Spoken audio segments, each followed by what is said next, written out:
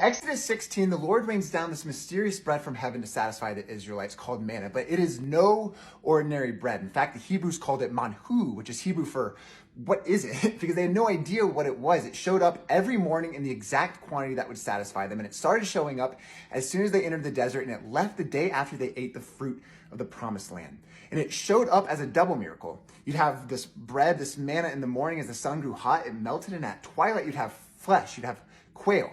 It was so perfectly timed. It wasn't ordinary bread. It wasn't miraculous bread even. It was holy bread. In Exodus 16, the Lord instructs Moses to keep it in a jar for the people to see. So the manna was not only bread meant to be consumed, but to be seen and revered. In Psalm 78, it's referred to as the bread of angels. And in Hebrews 9:4, St. Paul says that the manna was kept in the Ark of the Covenant, in the Holy of Holies where God's presence dwelt.